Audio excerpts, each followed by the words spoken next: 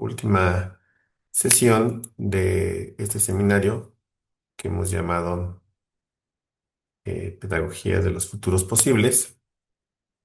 Después de, pues, ya 14 sesiones, esta es la número 15 y forma parte de un bloque de tres que destinamos a futuros acelerados, antitrans y posthumanos. Es un debate sobre nuestra condición actual, donde intervienen pues tecnologías omnipresentes, aceleración del tiempo, mm, un planeta herido, una crisis climática amplia y un debate sobre en todo este escenario qué significa hoy lo pedagógico, la formación del humano, etcétera. Entonces, pues estamos cerrando este ciclo hablando de esto, de una posibilidad de una pedagogía, una educación que cuestione, que interrogue esas formas convencionales de lo humano y avance hacia nuevas posibilidades en el tiempo por venir.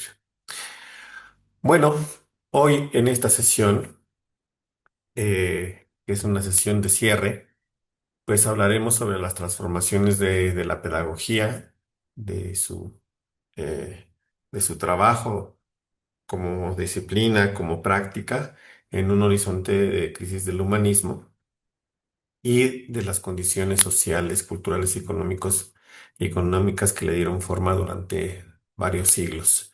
Entonces, en la primera parte vamos a hablar sobre este tema del humanismo, después sobre el poshumanismo a partir de una revisión de la filósofa italiana Rosy Braidotti y después hablar sobre las posibilidades de una pedagogía en la condición poshumana eh,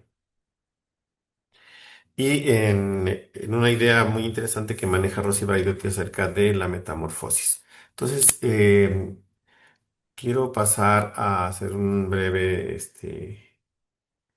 contexto histórico del debate sobre el humanismo. Pues que, bueno, pues primero quisiera decir que este tema del humanismo, pues a mí me vino, a interrogar desde el 2018, un poco antes del tema de la transición hacia la 4T López Obrador, que él hablaba mucho de humanismo y cuando se presentó ese tema, yo hice una ponencia para el Congreso Mexicano de Filosofía acerca de eh, si el humanismo o lo que se pensaba en ese momento que era el humanismo mexicano de la 4T era suficiente para la transformación educativa que requería México y el mundo. Entonces, esa ponencia hablaba sobre eso, de alcances y límites del humanismo en el momento, en el contexto actual. Mm, no la presenté en el Consejo, en el Congreso Mexicano de Filosofía, me la aceptaron y la mandé, pero no pude ir, fue el Congreso en Aguascalientes, pero desde ese tiempo, desde el 2018, 2019, vengo analizando ese tema del humanismo y quiero dar un breve contexto histórico acerca de eso. Bueno, el nacimiento del humanismo, ustedes saben que partió de esta contraposición al teocentrismo y a la visión escolástica que pues reinaba en ese tiempo, ¿no? Una visión anclada en que Dios era el centro de absoluto de todo y estos métodos tan dogmáticos de enseñanza en las universidades medievales. Un poco el tema es un poco eurocéntrico, pero ya ahorita voy a comentar algunas diferencias también que hay respecto a esa idea del humanismo. Bueno, el humanismo, ustedes saben, empezó con el Renacimiento, donde la idea de las universidades, por cierto, era pasar a recuperar la tradición grecolatina y ese humanismo ligado a lo ciudadano. Entonces, en esas nuevas universidades, pues se formaba en esta tradición de leer a los clásicos, pero también en cómo formar ciudadanía e incluso cómo formar gente para el comercio. Entonces, ahí en esas universidades leí hace poco esa historia de cómo empezaron ahí los ricos o sí, la burguesía a entrar a estas universidades del Renacimiento y a ser expertos en todo ese humanismo clásico de bueno, que le llamó el humanismo clásico grecolatino y aprender estas artes del comercio y de la oratoria y la retórica, etcétera, ¿no? Pero ese fue un poco el nacimiento para hacer contraposición al teocentrismo y con la ilustración y la modernidad pues ya no solamente se hablaba de recuperar esas capacidades humanas y ciudadanas frente a lo escolástico, a la iglesia, sino también hablar del ser humano como un ser autónomo, racional y libre, como esos elementos clave que consolidan la idea del sujeto universal de la ilustración. Ahora, eso en la educación tiene sus implicaciones porque eh, se señala que estos conocimientos, estas artes, son ya instrumentos de autoconstrucción. Es decir, que el ser humano no tiene un lugar predeterminado por el destino, por Dios, sino puede participar también en la construcción de sí mismo. Esta idea es muy interesante, es una idea como muy emancipatoria del humano frente a lo teológico, a lo teocrático, pero hay un problema interesante que al mismo tiempo que es emancipatorio, se instala la idea de que el hombre, no la mujer y el hombre o el ser humano, sino el hombre en ese entonces es la medida de todas las cosas, ¿no? Y este hombre de Vitruvio es el mejor ejemplo de ese humanismo renacentista. El ser humano es el centro del universo, la medida de todas las cosas y el punto de unión perfecto entre el orden de la Tierra y el cosmos, ¿no? El ser humano como medida, porque sus mismas proporciones matemáticas son perfectas y armoniosas, tal como esa figura. El arte y la ciencia reflejan a través de la observación, la geometría, cómo se puede comprender la realidad. Eso tiene una conexión este, desde la tierra hasta el cielo. Y también al rescatar esa idea del arquitecto Vitruvio, bueno, pues retoma estos ideales humanistas que comentaba, son producto de lo grecolatino, ¿no? Esa es la imagen más, este, ¿cómo se llama? Emblemática de ese renacimiento o humanismo renacentista. Esta también es otra imagen muy elocuente, que es la imagen del nacimiento de Adán de Miguel Ángel. Y pues ya saben, Dios le da al hombre, sigue siendo hombre, y no humanidad, esta posibilidad del conocimiento y demás, pero el hombre, en lugar de extender su dedo y tocar el de Dios, lo retrae un poco.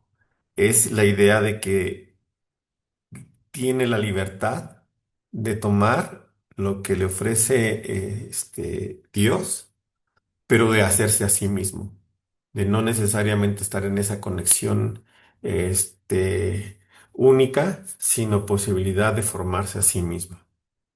Esa idea fue transitando hacia una idea de pedagogía que yo aprendí en la universidad, o por lo menos con ciertos maestros. Una idea de pedagogía como Bildung o como formación o como autocultivo, donde cada uno desarrolla todas sus facultades espirituales, morales, estéticas e intelectuales. Esta idea es contraria a la idea de, por ejemplo, de formación, que es una tradición, digo, de educación a la francesa, como esta idea de Durkheim clásica de que la educación es la transmisión de los valores culturales de una generación a otra. es una idea, sí, de transmisión, ¿no? De que lo que nosotros somos es lo que nos han heredado. Pero aquí hay una ruptura histórica en este concepto de Bildung, donde se dice, bueno, sí soy lo que me heredaron, pero es una formación propia. No puede haber un proceso pedagógico sin una Bildung. Esto viene de una idea hegeliana, de un proceso dialéctico de alineación y retorno, donde pues salimos de nosotros mismos para asimilar esa cultura, pues, sí, como Durkheim dice, pero regresamos transformados, alcanzando una autoconciencia superior. Es decir, que sí necesitamos de esa cultura transmitida generacionalmente, pero la idea de la Bildung es transformarse y trascender hacia una autoconciencia superior a través de la autonomía, la búsqueda de la universalidad y el antiutilitarismo. Es decir, la formación tiene un valor intrínseco y se estudia para ser mejor persona, no para dominar. Toda esta idea, del Bildung recientemente, esto que les estoy diciendo me lo aprendí de este maestro que se llama Miguel Ángel Pasillas, que lo tuve en la universidad. Y recientemente sacó este libro que se llama Formación o la Bildung, y él recupera esta idea de la pedagogía alemana desde una visión crítica, diciendo que hoy la pedagogía tendría que ser una forma de resistencia frente al utilitarismo. Pero bueno, es toda esa tradición que viene del humanismo y que nos llegó hasta la universidad, donde frecuentemente cuestionamos si la pedagogía trata de esa educación clásica de transmisión, incluso autoritaria de los valores de una generación a otra, o si se trata de una formación en el sentido de la Bildung como autoconciencia, autotransformación, antiutilitarismo, autonomía, etcétera. Sin embargo, estas ideas pues se han topado con críticas más fuertes, no solamente la de la Bildung, sino de la crisis del humanismo, ¿no? Que ya todo el siglo XIX y XX habla sobre que el sujeto universal del humanismo ha sido una imposición. Entonces, desde Marx, que habla de que el sujeto pues está atravesado por relaciones de dominación económicas y sociales, y el capitalismo entonces es un antihumanismo, él señala, entre otras cosas, ¿no? O Nietzsche, que habla de la característica irracional, Freud acerca de que el inconsciente domina sobre lo consciente, los feminismos que cuestionan por qué ese hombre, ¿no? Masculino universal es el históricamente válido, el poscolonialismo que habla de todos los que se quedaron fuera de ese universal eurocéntrico y demás, el postestructuralismo que habla que cuestiona esas identidades fijas, etcétera. Muchos cuestionamientos allí donde las preguntas cambian. Sobre todo se habla de por qué, quién tiene derecho a ser considerado humano, ¿no? Ya no es solamente el tema de definir qué somos, qué es ser hombre, ¿no? Esos son libros clásicos que se leían hace décadas de Ernest Cassirer y otros así de eh, qué es ser el hombre, qué es ser humano, sino todas las críticas que vinieron es descubrir qué exclusiones fueron necesarias para construir esa definición de lo humano que nos hemos consumido durante décadas, como esta imagen de quién es el ser humano en esa figura, ¿no? ¿De qué estamos hablando cuando hablamos de esa humanidad universal?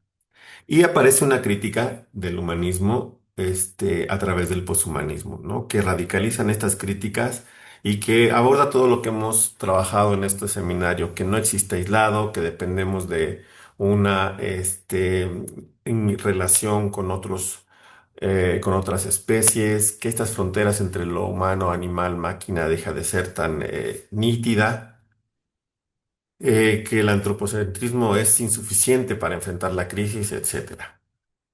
Y un poco el debate de esta sesión es, y si el problema es que el centro no debe ser, o el humano no debe ser el centro, entonces, si eso es así, ¿cómo podemos devenir en el futuro, en el siglo XXI, ¿no?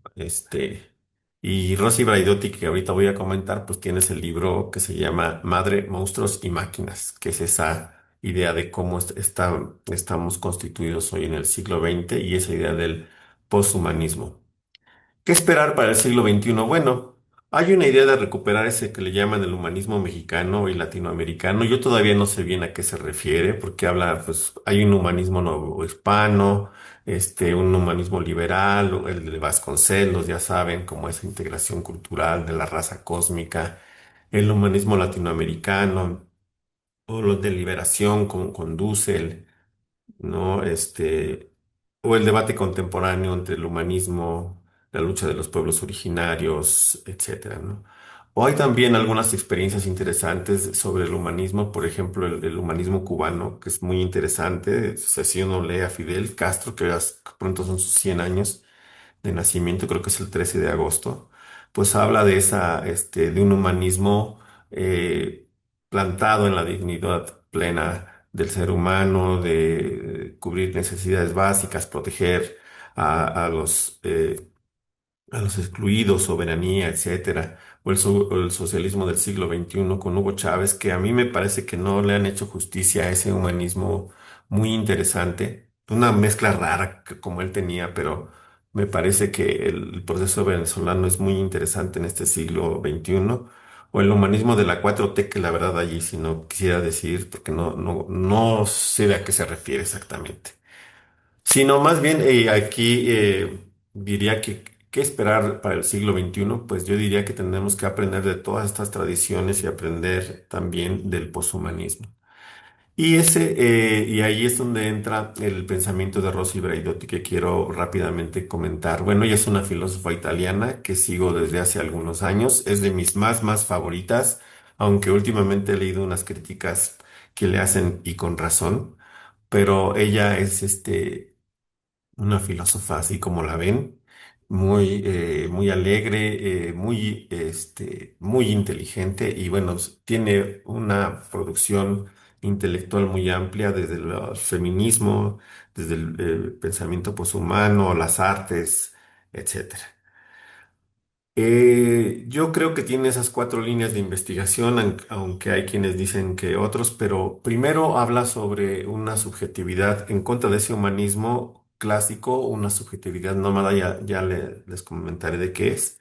Luego de lo poshumano como superación del humanismo eurocéntrico y patriarcal, un devenir materialista y una ética de la afirmación y una ética y política de la afirmación. Ya les comentaré también un poco.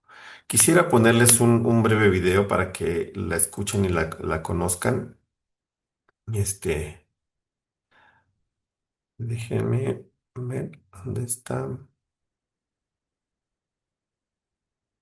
el video.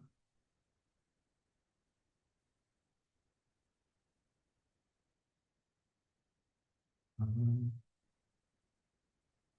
Denme un segundo, por favor.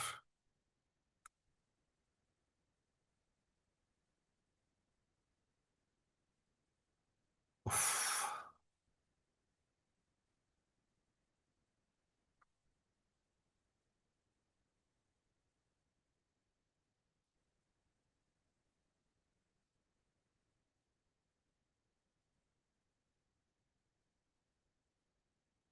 avísenme, por favor, si pueden ver mi pestaña de YouTube. Todavía no. Está en negro nada más. Está en negro. Ajá. Ah,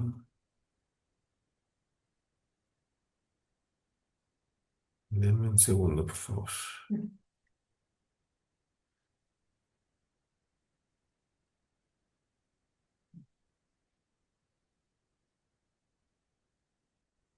Ahí, Ya. ya. Bueno, es una conversación en inglés, pero está traducida. Entonces bueno, voy a ver si puedo. Creo que sí se puede ver así, en pantalla completa. Así es que, pues les Ujú. invito a escucharlo un poquito. Va. In Australia, did my doctorate in philosophy at the Sorbonne in Paris in the late 1970s. I am very much a European philosopher, continental philosopher. I studied with Foucault and Deleuze, and my question has always been to try to figure out what forms of knowledge are being produced around us, how they connect to power relations, and how do they connect to possibilities of political and ethical resistance and the creation of alternative, better ways of living together. Being human today is an open, contested field. To tell you the truth, I'm not sure that there ever was complete consensus as to what the human is. The Enlightenment gave us the Universal Declaration of Human Rights, and men got human rights, but women didn't get human rights, and Jews, blacks, and children didn't get human rights. During the French Revolution, when Olympe de Gouges wrote the Universal Declaration of Women's Rights, you do know what happened to her. She was sent to the guillotine and killed immediately. And so this human has always been loaded with relationships of power, inclusion, and exclusion. It never was a neutral term. It never was an inclusive term.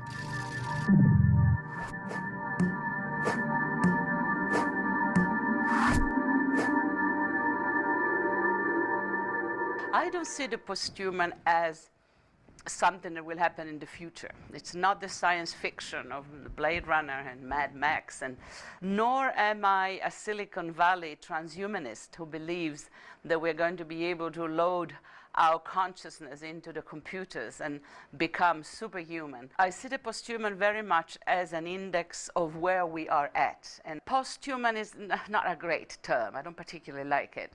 But we don't have anything better for the moment as an interim term to designate this turmoil of questions, investigations, and also experiments. And both universities and arts and cultural centers are at the heart of new ways of thinking about what we are becoming, what is becoming possible for us today with gene editing, with all the stem cell research, with all the amazing things that we have developed and discovered.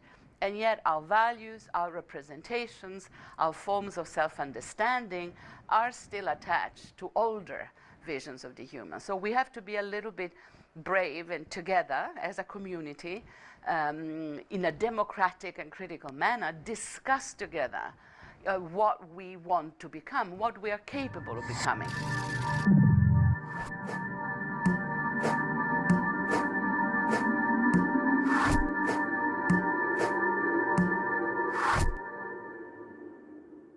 The concept of becoming is the essential part there. The idea that we need to open up our sense of identity to relations, to a multiplicity of other axes or entities. And it's in opposition to the idea of identity as something completely closed and fully formed and static forever. We're always subjects in process, always becoming something.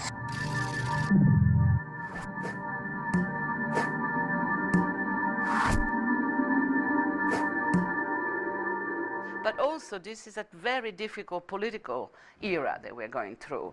The big changes and transformations are making a lot of people unhappy and angry. It's an era of populism, of anger, of political violence. It's an era where theory is not highly regarded, and people who do theory are considered speculators and useless people, whereas the rest of the population is flooded by fake news and alternative facts, but that's okay. But the reputation of thinkers, academics, is very low in populist times.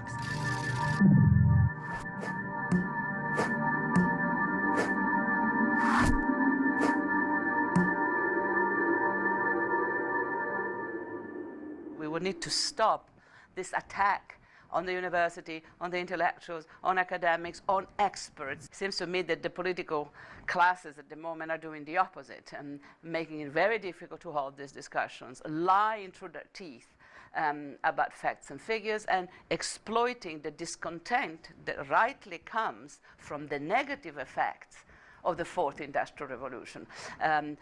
So exploiting those effects to feed the populist politics, when in fact there is another side to the story, the extraordinarily positive developments of these very same technologies. We need to look at the positive and the negative aspects of this great technological revolution.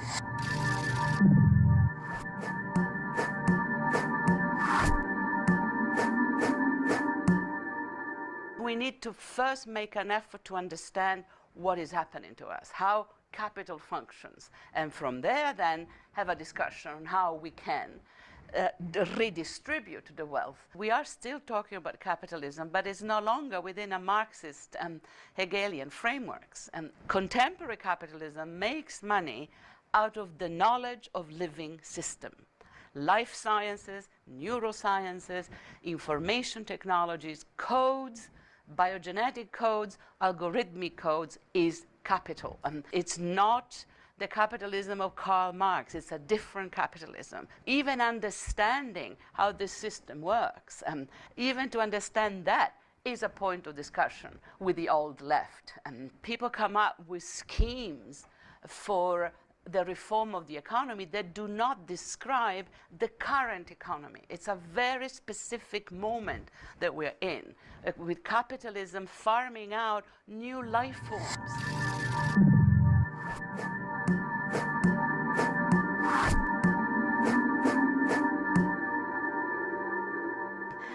What we have learned since '68 is that capitalism doesn't break, it bends. It adapts and adopts any modality possible, simply because it is just a code of short-term profit.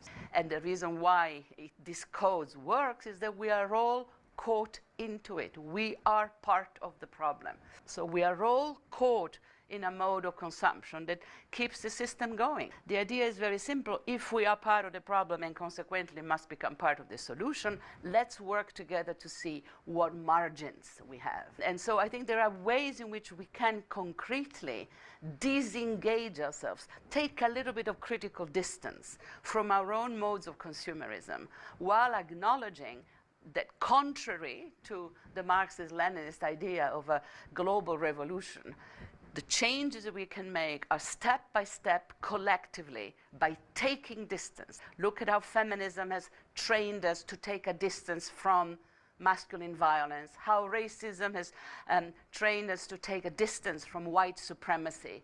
Distances, disidentification, step by step. I call it almost a detoxing exercise. You're detoxing yourself from bad habits of consumption, of thinking, of relating to each other.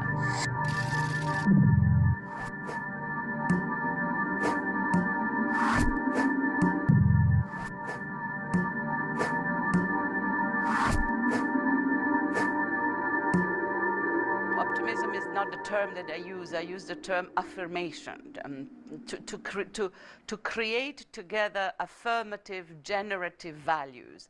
I see that as a political praxis. In other words, what we need to do together is to discuss the negative conditions, discuss the problems, and not be a stupidly optimistic type of person that denies the problem. The problems are real, but they're only part of the picture. There are so many aspects where we would need to sit together calmly.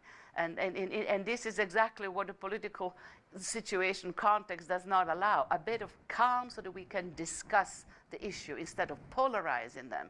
So for me, affirmation is creating relations that allow us to actually have this discussion instead of shouting insults and abuse at each other. So I'm very skeptical, but radical change and transformation on the model of feminism, anti-racism, anti-fascism, yes, the deep transformation of what kind of subject we are, and that can only happen together, collective assemblages to redefine what we're capable of becoming. Oh yes, that's the project.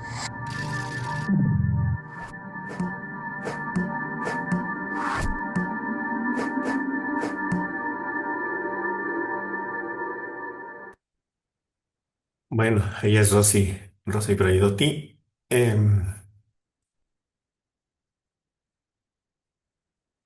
Quiero hablar rápidamente de algunas de esas ideas que ya las plasmó Bueno, mi propósito en la clase de hoy en ese video. Espérenme que tratar de quedó introducir aquí. abierto el YouTube. Bueno, como vieron, pues sus preguntas claves son ese desplazamiento entre quiénes somos hacia qué podemos llegar a ser, en qué podemos transformarnos, cómo transformar la crisis actual en potencia afirmativa de vida y cómo podemos aprender a devenir otros en conjunto, superando el humanismo, el colonialismo, bueno, el humanismo antropocéntrico, el patriarcado y el tecnofascismo, ¿no? Ella tiene esta idea, miren cómo en este libro pone una mujer en contraposición al hombre de Vitruvio y dice que el feminismo muestra esa diferencia respecto al humanismo clásico, ¿no? Que es masculino, blanco, europeo, heterosexual, apto físicamente y propietario de cosas. Y dice ella que el análisis del feminismo dice que la diferencia, por ejemplo, entre hombres y mujeres, hizo ver que esa era un déficit cuando no es así, sino es una posibilidad de transformación, ¿no? Todo lo que no salía estaba en ese estándar del hombre de Vitruvio, pues era un déficit, pero un poco de su o mucho de su trabajo ha sido criticar esa idea de la diferencia como forma productiva y no como déficit.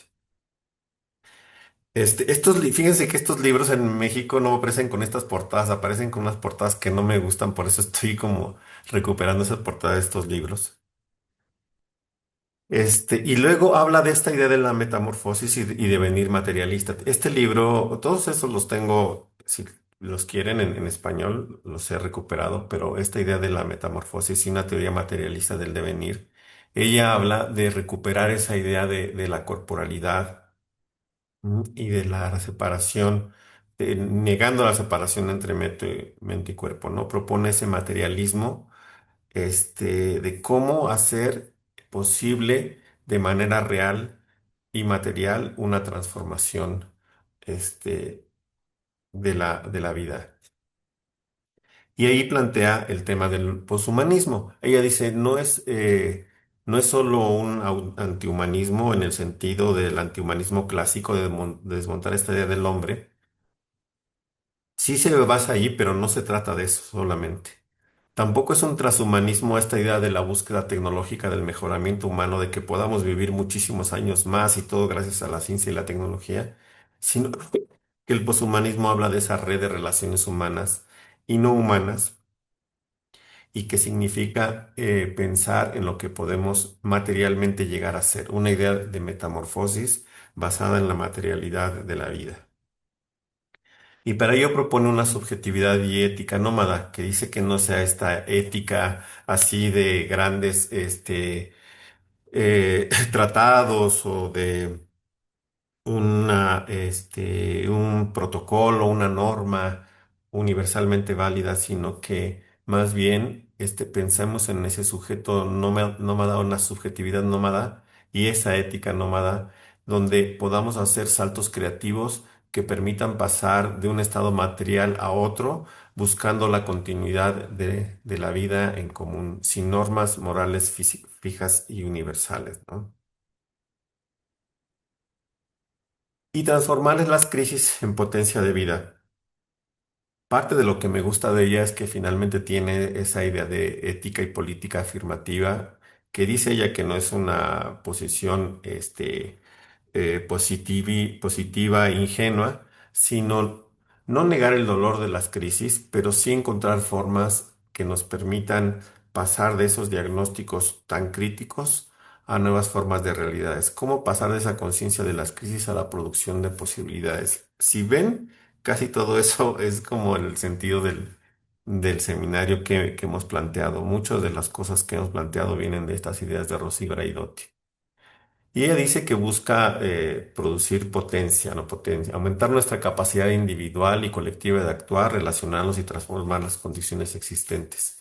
Ética y política en ese sentido están relacionadas porque la ética busca nuevas relaciones y valores afirmativos de lo que sí debe ser, y la política consiste en llevar a cabo esas posibilidades al terreno práctico y material, a través de la acción colectiva y una conexión poshumana, donde no solamente entendamos como la humanidad como el centro de todo, sino como esta articulación, esta interdependencia que hemos visto en las últimas sesiones. Y esta imagen la contrapone también a ese hombre de Vitruvio, es una escultura gigantesca de una australiana que se llama Patricia Piccini, que se llama Big Mother. Y entonces allí encarna todo eso, ¿no? Es todo eso que hemos dicho, como eh, esa racionalidad cuestionada, los límites biológicos cuestionados, la separación naturaleza-cultura, lo monstruoso que pareciera ser, etcétera. Cómo esas mutaciones tenemos hoy en esta idea de lo poshumano.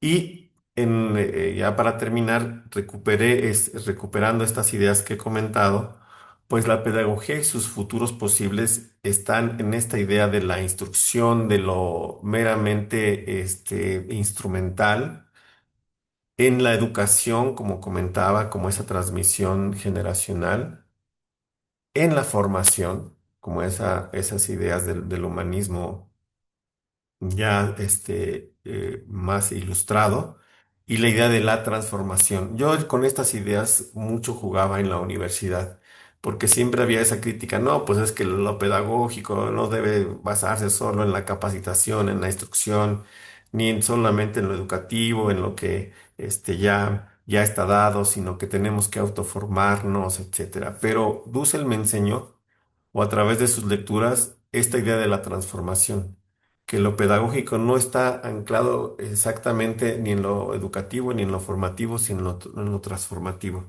Yo cuando planteaba esto, los maestros me decían así, qué es esa tontería, ¿no? Pero tiene que ver mucho con lo que Rossi Braidotti dice, que podemos materialmente llegar a ser, a hacer y a devenir en esta idea de transformación constante en un mundo más allá del humanismo clásico, ¿no? Un mundo en constante transformación y hoy poshumano. Y bueno, y aquí quiero dejarle la palabra a Gina para, si te parece bien, Gina, pues hacer una reflexión o profundizar en estas ideas de una pedagogía de la metamorfosis en la condición poshumana, y después abrimos el diálogo para charlar con quien está ahora acompañándonos, Lupita Tere. Claro que sí, muchísimas gracias. Déjame compartir. Y además de esta pregunta que planteas ahorita, yo también me hacía esa pregunta, decía, bueno, ¿con qué pregunta qué pregunta puedo hacerme para responder a partir de las ideas y la postura de Braidotti? Y era si sigue o si es suficiente una educación pensada únicamente para el ser humano cuando enfrentamos problemas que son planetarios. Y a partir de ahí, entonces, rescato algunas de las ideas de este texto de lo posthumano de Rossi Braidotti y me pareció sumamente relevante, importante, una parte donde ella contextualiza todo esto antes de iniciar con estas ideas de la pedagogía posthumana, donde rescata a Bosalek y otros autores que ella habla de estos autores que establecen algunas reglas básicas para las pedagogías, como ellos le llaman, esas pedagogías socialmente justas. En tiempos posthumanos, y aunque está en un contexto sudafricano, creo que hay dos ideas que son sumamente potentes y que después se ven reflejadas también en las propuestas de Braidotti. Y la primera es que la educación tiene que ser sistemáticamente posthumana. Y esto nos lleva pues a la necesidad de generar o de crear una nueva ontología también, una nueva ética como esta ética nómada que ella propone. Y la segunda es esta idea de la necesidad también de destacar todos aquellos aspectos sociopolíticos de este desafío posthumano. Y aquí es importante incluir también todas esas formas de deshumanización y de discriminación también de las que ella habla muy puntualmente en el video. todos esos aspectos también inhumanos y necropolíticos que definen nuestro tiempo. Y entonces a partir de ahí, de este contexto empieza a hablar, bueno, en qué tipo de conocimientos entonces necesitamos para estos tiempos posthumanos. Y aquí hay fácilmente identificables en el texto 5 desplazamientos que hace de la educación humanista a la educación posthumanista. Y dice, bueno, en primer lugar es pasar del individuo al sujeto colectivo. Digo, ya más o menos exponía Adolfo esta idea de dejar esta noción individualista. Entonces dice, bueno, hay que pasar de esta idea del estudiante individual a un nosotros. Pero ese nosotros no es un nosotros únicamente humano, sino que se trata de un ensamblaje de humanos, especies no humanas. Aquí podríamos hablar de otros factores, a lo mejor también de la naturaleza, que no necesariamente son seres vivos, pero están en la naturaleza, y también la tecnología, la inteligencia artificial, o sea, ese ensamblaje que permite o que da cabida a otros elementos distintos de lo humano. Ese ensamblaje nos va a permitir esas relaciones que para ella son esas interconexiones vitales. Y nos dice es que siempre estamos aprendiendo con otros, siempre estamos aprendiendo en colectivo. Y a esos otros no siempre son personas, pueden ser todos estos elementos. El segundo desplazamiento es del conocimiento competitivo al conocimiento compartido. Entonces, aquí habla sobre todo de las humanidades en estos tiempos posthumanos. Y ella propone esta idea de la mesa de trabajo compartible, en donde ve a las humanidades y dice es que tendrían las humanidades que estar funcionando más como un laboratorio. Y no en el sentido de volverse técnicas, sino con esta idea de funcionar para producir conocimientos que estos conocimientos se produzcan de forma colaborativa, compartida y que superen también esa noción de competencia individual en el proceso educativo que ha imperado durante varios años, ¿no? Digo, hoy en día tenemos un enfoque distinto, al menos aquí en México, de la educación. Sin embargo, en la realidad, en la práctica, sí nos ha costado mucho trabajo despegarnos de eso y seguimos todavía dentro de este mercado de competencias, como lo llama ella. Em, Después, el tercer desplazamiento tiene que ver con la idea del docente, de la figura docente. Y entonces es pasar del profesor que transmite o del profesor que enseña a este colectivo que experimenta. Entonces, el docente o la docente sigue siendo una figura fundamental dentro del proceso educativo, pero no como centro, que también en teoría ya hemos superado esa idea del docente al centro, aunque en la realidad tampoco ha ocurrido del todo.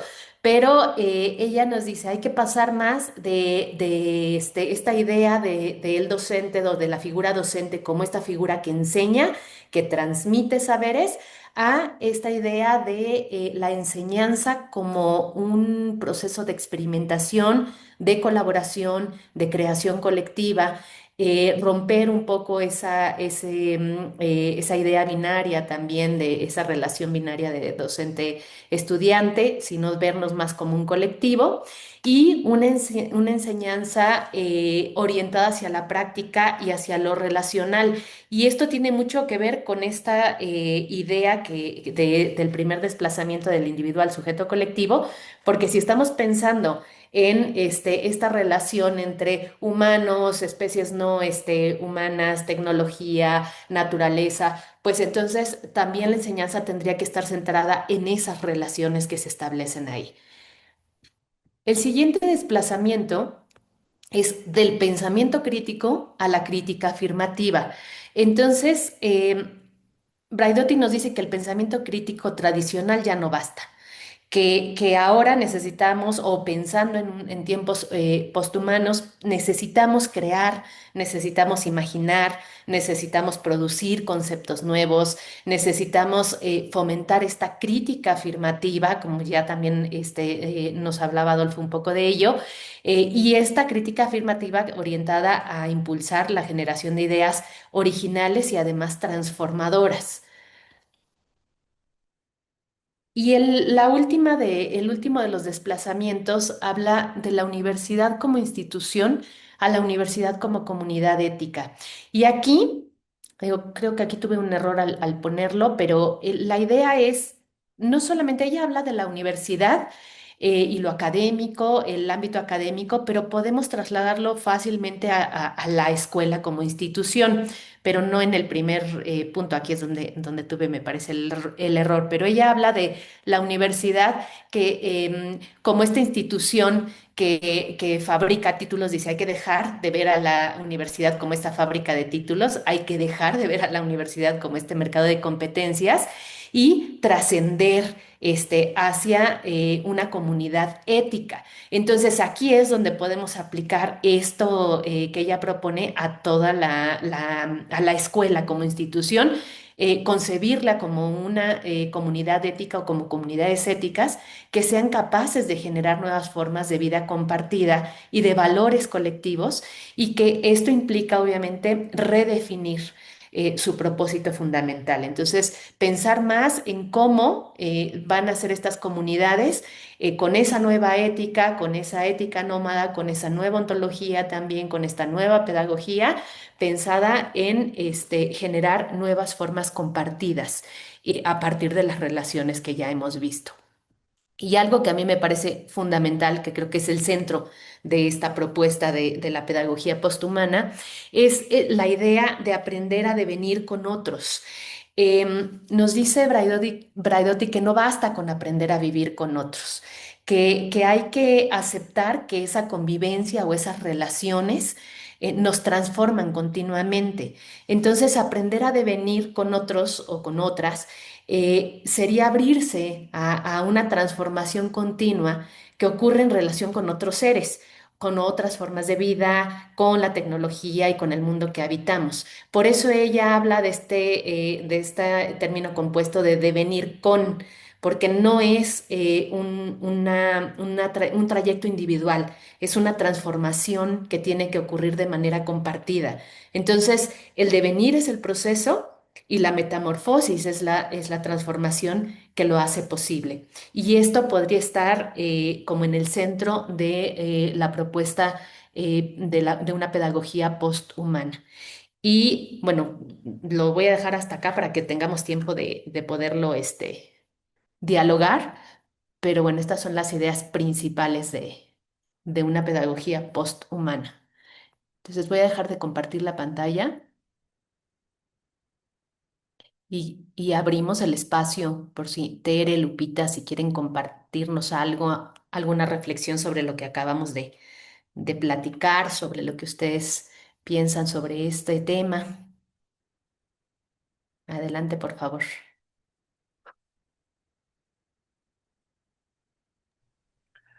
Bueno, a mí como siempre me hacen pensar mucho y de verdad se los agradezco profundamente.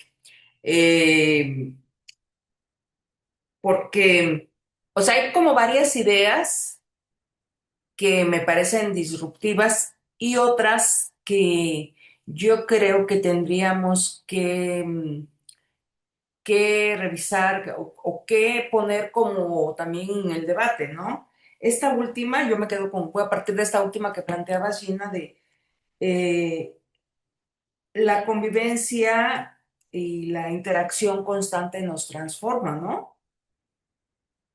Cuando Adolfo estaba planteando la idea del humanismo como autoconstrucción, auto, autoconstrucción fundamentalmente, autodecisión incluso, ¿no? Esta libertad que también se puso muy en el centro con la idea del humanismo, la libertad humana, el libre albedrío, pero que en realidad, bueno, ahora entendemos que tiene su límite siempre en el lugar, en el contexto, en el momento histórico donde nos ha sido dado nacer, ¿no? Y estar y permanecer. Y entonces yo me preguntaba ahorita esto de que la convivencia y la interacción nos transforma o nos debiera transformar, y yo creo que sí ocurre, ¿no? O sea, que esto ocurre constantemente, que es como una, una realidad en la práctica social. Estando con otros, necesariamente nos transformamos. Eh, pero, ¿hacia dónde? ¿No? Entonces, esta idea de la comunidad ética, eh, creo que es lo que habría que poner en cuestión. Mira, todo esto que en algún momento me llegó la idea o la sensación de lo que está pasando recientemente y que ha pasado otras veces en la normal de Mactumacha, ¿no?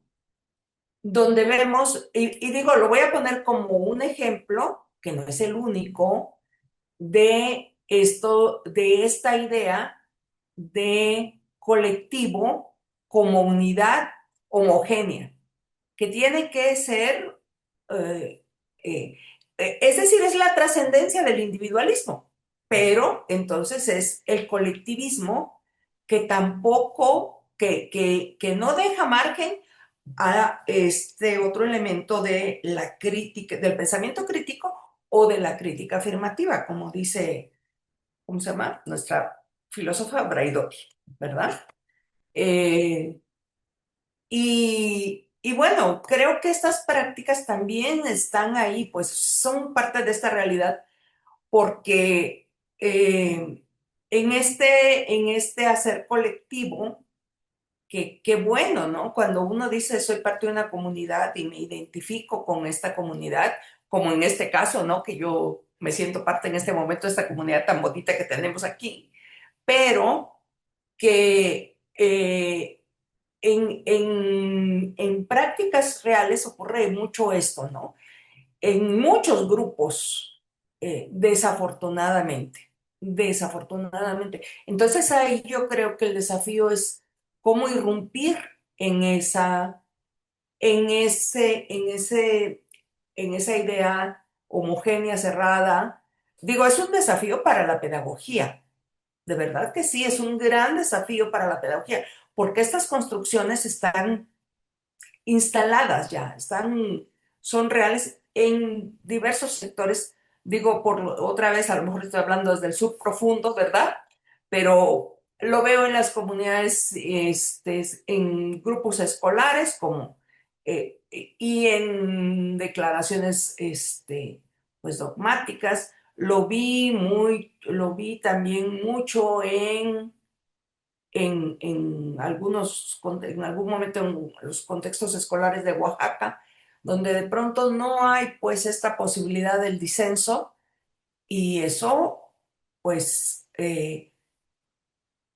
yo creo que nos aleja bastante incluso de esta construcción humana, de esta construcción del ser humano que también es individuo, ¿no? Es que el asunto es que también es individuo y también es colectivo. Bueno, ahí lo dejaría ahorita.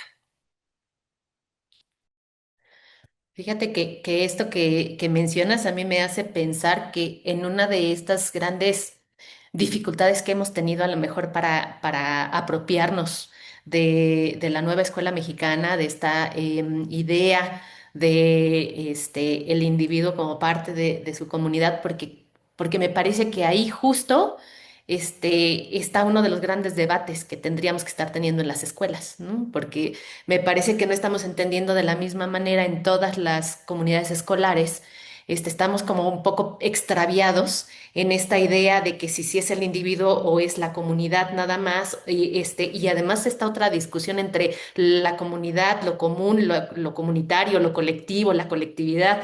Creo que hay grandes discusiones ahí que no se están dando en las escuelas y que si no tenemos claridad en eso, que es el centro de la propuesta pedagógica de la nueva escuela mexicana, pues entonces todo lo demás pues tampoco tiene mucho sentido porque no estamos avanzando para el mismo lado.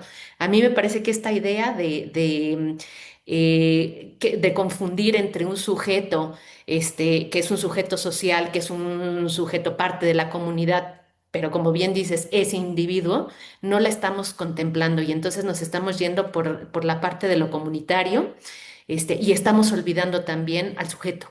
Y creo que eso tampoco podría, no, no debería de ser, ¿no? Y también pienso en esto que, en estas propuestas de Braidotti, donde habla, o sea, de este posthumanismo en la idea de dejar al humanismo como la idea de, o como ese sentido antropocéntrico que también por aquí ponía Tere en el chat. Y entonces pienso que a partir de cómo iniciaste tu participación, pues sí tendríamos que preguntarnos algunas de las cosas que ella también plantea, que sería qué significa ser humano hoy y hacia dónde entonces queremos dirigir esa transformación, ¿no? Porque no es nada más saber que estas transformaciones están ocurriendo, sino hacia dónde dirigirlas. No sé, Tere, Adolfo, si quieren compartirnos algo.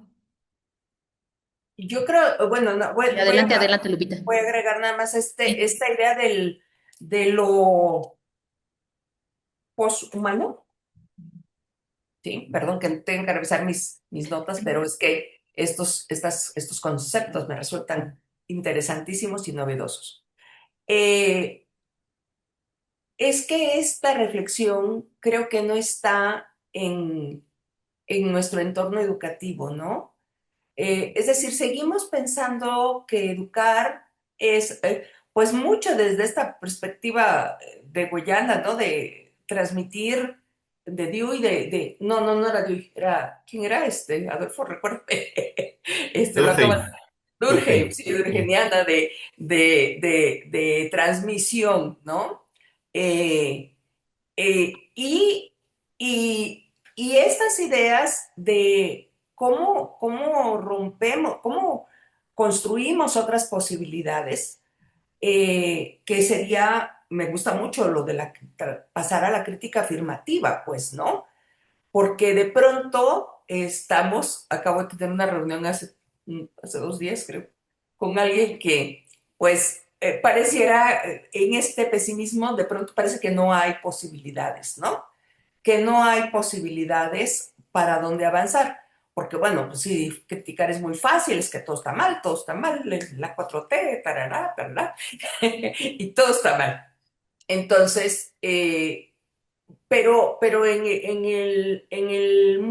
desde estas ideas, en el mundo educativo, por ejemplo, no creo que no estamos discutiendo cómo nos relacionamos con las otras especies, como lo veíamos en la sesión pasada, ¿no? Y me parece que también el debate de cómo nos estamos relacionando con la tecnología se está quedando con esto que se ha abierto ahora en un nivel pues todavía de lo pragmático, ¿no? No de hacia dónde dirigirnos. O sea, esta pregunta que hacías, Adolfo, la sesión pasada de cómo vamos a ser en 5 generaciones, la verdad que sí me cimbró porque eh, esta, que ya se venía diciendo, ¿no? Esta solidaridad intergeneracional, creo que se decía antes, ¿no? Que había que pensarlo desde el medio ambiente, pero ahora estamos en otra lógica con todo esto, con la irrupción de la inteligencia artificial, con la policrisis de las que ya se han hablado. Entonces, esto pues no está, ¿no? No está. Eh, no está. Y a mí me asustaba mucho cuando empezó la propuesta curricular de la nueva escuela mexicana, que yo no veo ahí, o sea, sí está como tangencialmente el tema de la crisis ambiental, ¿no? El cambio climático, pero no es algo para lo que estemos formando a las próximas generaciones, ¿no? Y luego, pues nos entra toda la explicación teológica cuando están los desastres naturales. Bueno, hasta ahí dejo. Gracias. Perdón que me apropié de la palabra. No, está perfecto eso que dices. Es que, pues sí, como hablando de ausencias del debate educativo actual. Bueno, primero rápido, una cuestión de este tema de los futuros y todo eso. Yo empecé a estudiar esto de los futuros, durante la pandemia. eh, primero en un cursito y luego en un seminario muy amplio, pero no veía el hilo educativo, siempre estaba como estas discusiones de estos autores que yo he traído, la verdad es que son los autores de ese curso y de una maestría que tomé después. Pero decía, oye, mira, estos debates no están acá en lo pedagógico, o sea, están en la filosofía, en la política, en la estética y no están en lo pedagógico. Entonces creo que necesitamos revisar a quién leemos en la pedagogía. Y ayer veía una publicación de una maestra no se trata de ser piagetanos, vigotskianos o freirianos. Digo, bueno, sí, pero esos fueron hace 100 años. John Dewey fue en el 1920. Freire fue hace 50, ¿no? ¿Quiénes son los que leemos ahora? Entonces yo pienso que necesitamos leer y discutir pedagogías actuales, incluso la pedagogía que están haciendo como tú, Lupita, o como otras gentes, como la gente en Oaxaca, gente en Michoacán y gente en otros países, la pedagogía que hacen en Venezuela, la pedagogía que hacen en otras partes, tendríamos que estar analizándolo, ¿no? Y creo que nos estamos quedando en el debate. No está mal que Marx Arriaga haya, editado estos libros y repartidos de Freire, pero oye, y toda la tradición mexicana, como esto que decía yo del humanismo mexicano, ¿no? Bueno, la 4T cuando habla o la nueva escuela mexicana cuando habla de humanismo, ¿de qué está hablando? ¿De qué estamos hablando? En este horizonte tan complejo, ¿no? Donde se mezcla crisis climática, pobreza, imperialismos, ¿de qué estamos hablando? Entonces creo que hay un debate que no hemos dado no solamente acerca de lo que leemos y de lo que estamos discutiendo actualmente hoy como educadores, como gente dedicada a la educación, a la pedagogía, creo que ahí necesitaríamos recuperar otras pedagogías, otros actores, o una nueva biblioteca del normalista, o sea, otras cosas, eso. Pero pienso que un tema central ha sido el asunto del humanismo porque se piensa en ese humanismo buena onda, ¿no? De los valores que como mexicanos nos unen, el Mundial de Fútbol, donde todos somos alegres y todo eso. Es una construcción, como decía Rosy Braidotti, que oculta un montón de cosas. ¿No? Un humanismo así, en primera patriarcal, ¿no? Decía una compañera, cómo a los FIFA sí les permiten destruir Reforma y cuando hay una marcha de maestros o de feministas, todo mundo se pone, súper duro, ¿no? O sea, claro, porque seguimos en un humanismo mexicano, todo chueco, todo malentendido, un humanismo que no está respetando otras formas de pensamiento acerca de la relación con la naturaleza, etcétera. Entonces creo que sí hace falta un debate sobre el humanismo. Y ese les digo que yo, desde que ganó López Obrador, lo quise dar. Y se lo comenté hace, por cierto, a una colega de la SEP. Le dije, oye, ¿cuándo damos el debate sobre el humanismo? Porque no entiendo lo que está planteando la nueva escuela mexicana, ¿no? Y lo comenté de esta ponencia que hice, pero nunca más ha pasado eso. Entonces creo que hay cosas que se necesitan profundizar para entender qué estamos ahora pensando en términos de una educación para el siglo XXI. Si es la educación a través de la comunidad, etcétera, bueno, discutamos más a profundidad de qué se trata la comunidad. Y bueno, eso, creo que tenemos debates pendientes. Necesitamos profundizar en varias cosas para no decirle a todo que todo funciona, porque si no se vuelven más normativo, ¿no? Es decir, lo aplico porque me lo dicen. Y a lo mejor está bueno, me gusta, pero pues en última instancia lo aplico porque me lo dicen. Pero, ¿y si lo discutimos más y si nos damos un tiempo para reflexionar y esta confluencia entre tecnología, vida, etcétera? Porque si no llegamos a lo que ahora se está haciendo, que es más bien prohibir ante el miedo de esos temas, pues ¿sabes qué? Mejor sácalo. O sea, mejor sácalo del debate, ¿no? En lugar de debatir estos problemas tan fuertes. No, no, no prohíbe. Ya después como dicen varios colegas, como no estamos preparados, ya llegará el momento en que estemos preparados y ya sí metemos el tema de las tecnologías de la escuela. Ahora no, yo no estoy de acuerdo. Porque ¿quién lo hace? ¿Quién va a ser el valiente que lo va a regresar?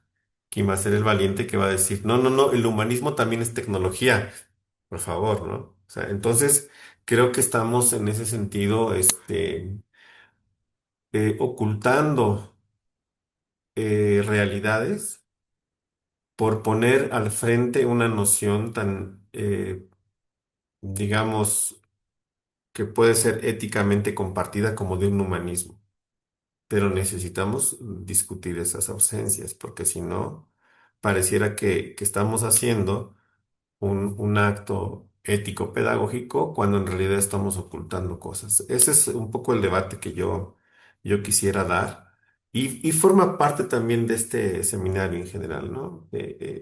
Algunas ideas que parecen solo de orden técnico, por ejemplo, de cómo utilizamos mejor la tecnología, cómo utilizamos mejor la IA, cómo trabajamos mejor el tema de la educación ambiental, etcétera, están del lado de este, mm, de un debate más amplio, ¿no?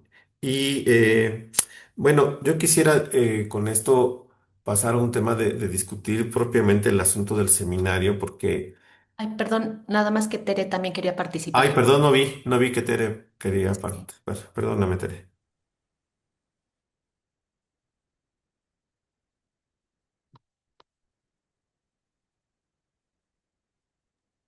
Hola, hola. A lo mejor ya no nos escucha, porque puso en el chat que quería participar. Ay, perdóname, no vi. De hecho, estaba viendo así la manita, pero. Ah, es que puso en el chat. Sí. Ah, no, que Sí. ahorita no puede. Sí, no, no te preocupes, Tere. Si quieres avanzamos tantito y ya en cuanto puedas nos avisas.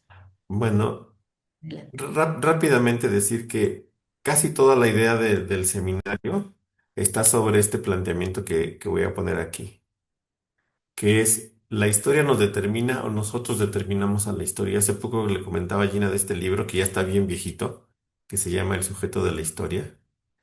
Y que propone ese debate. O sea, nosotros somos solo un devenir de nuestras circunstancias o nosotros también podemos hacer que la historia cambie, que también determinemos, ¿no? Y él, bueno, él habla de que pues, ni una ni otra, pero pienso que ahora estamos en un momento muy determinista donde o son las condiciones que nos atrapan, sean de todo tipo, culturales, políticas, económicas, o esta idea también muy maniquea de nosotros podemos con todo, ¿no? Entonces yo pienso que necesitamos recuperar ese sujeto histórico, esa reflexión histórica de quiénes somos, dónde estamos, nuestro pasado, presente, futuro, es esa reflexión histórica de eso que nos constituye una parte de lo que fuimos, de nuestros antepasados, pero de lo que podemos hacer ahora y nuestras ideas de futuro. Creo que eso, para mí, más que todas las otras discusiones, son las que necesitamos recuperar en la escuela. Nuestro ser histórico. ¿Qué hacemos con lo que tenemos? ¿Qué hacemos con nuestras condiciones? ¿Y cómo podemos cambiar? ¿Qué no podemos cambiar? Etcétera. O sea, como pienso que eh, ese tema de la pedagogía de los futuros posibles está anclado ahí en una reflexión sobre nuestro ser histórico y nuestras capacidades de transformación de nuestra realidad. Esa es básicamente la idea que me llevó a proponerle a Gina que hiciéramos este seminario, que veníamos discutiendo mucho y dijimos, oye, ¿por qué en lugar de proponer, de sugerir libros allí en Facebook, etcétera? Pues ¿por qué no hacemos un seminario y discutimos sobre estas ideas? Así de manera libre, quien quiera, quien pueda. Este, y claro, nos costó trabajo porque no sabíamos bien cómo hacerlo. Nos quitaron nuestro canal de YouTube 2 veces. Este, eh, en fin, no sabíamos cómo organizar las sesiones, aún estamos todavía batallando. Hemos discutido Gina y yo que a lo mejor la dinámica que llevamos no es la totalmente adecuada, si no pudiéramos hacer otras cosas en la discusión, etcétera. Pero esta idea que acabo de plantear de recuperar nuestro ser histórico y nuestra capacidad de transformación, creo que es muy necesario hoy en día para replantearnos pasado, presente y futuro. Todo eso es lo que animó este seminario con sus pros y sus contras, con sus aprendizajes y errores.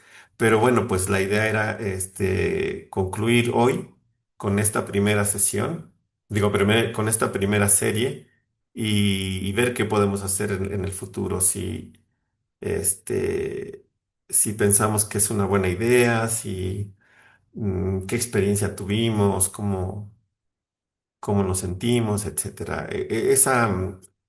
Esa parte quería ahora comentar con ustedes también, no sé, a lo mejor ligarlo con lo que estuvimos comentando, pero sí ver que este seminario trató justo de eso, ¿no? De que no nos gane el desánimo o el espasmo, sino podernos replantear nuestra posibilidad histórica en un presente tan incierto y tan cruel. Eso quería comentar. No sé si Tere ya esté lista, creo que ya. Sí, pues mejor me conecté desde el celular porque aquí dice que algo está en mi configuración mal, no sé por qué. Ya me preocupé porque al rato doy clase y cómo le voy a hacer, pero bueno, ahorita lo veo. Bueno, perdón que no ponga mi cámara, no estoy visible. Entonces, aunque soy una reina y siempre estoy visible, pienso que hoy no, hoy particularmente no. Este, bueno, no, pues temas muy interesantes. Yo no conocía, bueno, de hecho no conozco a esta autora Rosy. Me interesaron los planteamientos, la voy a buscar. Em, pero fíjense que curiosamente, en un curso que acabo de terminar recientemente, que ha sido todo un reto dar clases en esta nueva universidad, la Comunal de Oaxaca, porque tienen unas asignaturas así bien raras, ¿no? Como, por ejemplo, materialidad e ilusión patriarcal. Fue una que me eché, que dije, a ver de qué va. Y, y otra que justo estoy cerrando con ellos ahora, que se llama reivindicación o continuidad civilizatoria. Y, y aunque tenía, bueno, pues pues como un programa, pues un programa que hizo un tal Arturo Guerrero que no soporto, o sea, no es mi primo, otro, un Arturo Guerrero, otro, em, pues muy pretencioso y además como muy en abstracto, y creo que eso pues no fortalece mucho el proceso de construcción de la universidad nueva, pero me dieron chance de ajustarlo y entonces hablamos mucho sobre resistencias, porque ya está incluida esta materia en el cuarto semestre de la maestría de educación comunal. Entonces ya era como el chance de unir todos los hilitos que habíamos ido dejando en las asignaturas pasadas de primero a cuarto, ¿no? Entonces estuvo muy interesante. Y una de las discusiones que dábamos era justo sobre las diferentes resistencias. Entonces yo les planteaba que había como dos grandes vertientes de resistencia, ¿no? Entonces, una que le disputaba el poder los bloques contrahegemónicos, económicos, políticos y hasta militares al imperialismo. Entonces, vimos resistencias como Burkina Faso, como Irán, como el propio Venezuela antes de la entreguista Delcy, todo, así como diferentes procesos de resistencia que hemos llamado hasta ahora de izquierda, ¿no? De izquierda. Y luego otros procesos de resistencia más subterráneos, más desde los pueblos, más de como tratando de ver qué se está tejiendo ahí, al margen esta idea de izquierda y derecha en lo político, más allá de la disputa contrahegemónica. Y entonces buscaron ejemplos los estudiantes y cosas muy interesantes, porque en aquellos espacios que para la izquierda histórica han sido los grandes referentes de lucha y de que es posible transformar y que es posible, ¿no? Que el imperio no es invencible, que tiene muchas debilidades, etcétera. Aún en esos espacios, los discursos oficiales o los discursos hegemónicos han dejado excluidos a los propios pueblos y los procesos de construcción de estos pueblos, ¿no? Las cosmovisiones de los pueblos. Y entonces, ejemplos interesantísimos, por ejemplo, en Colombia, ¿no? Incluso una estudiante así toda temerosa de, bueno, ya sé que la maestra piensa otra cosa, pero la guerrilla le hizo mucho daño a los pueblos araucos, y entonces explica cómo, ¿no? Y muy interesante porque justo pone en tensión esta forma de construir narrativas y resistencias contenciosas que vienen como una tradición occidental y moderna. El pensamiento de izquierda de Marx y de ahí en adelante, con todos los post y los neo y con todas las diferencias o las particiones o las escisiones o las diferentes corrientes, siguen respetando esta idea lineal del tiempo, esta idea de que hay que industrializar para poder tener una vida, incluso, ¿no? Esta idea de Marx del reino de la libertad a partir de la super o la hiperindustrialización de la sociedad para que la gente trabaje menos y pueda dedicarse a hacer política, al arte, etcétera, pero todavía tienen esta idea del progresismo, o del progreso, ¿no? Progresismo es que ahora se entiende todo menos la idea, pues, o ha ido cambiando la idea de progresismo, pero el progreso lineal, inacabable, porque se partía de la idea de que los recursos naturales, pues, eran así infinitos, ¿no? Entonces, como siempre iban a haber, pues, se podía seguir desarrollando y desarrollando las fuerzas productivas.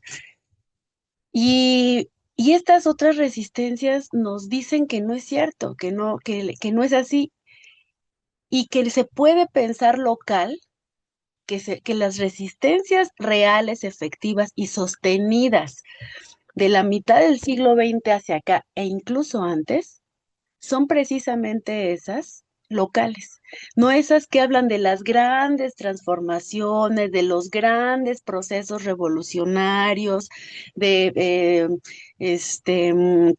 de los internacionalismos, ¿no? Sino cada quien, y creo que esa ha sido una lección muy importante del zapatismo, ¿no? Y justo de que cada quien a su ritmo, según su contexto, según sus fuerzas, según pueda, que cada quien construya en sus espacios.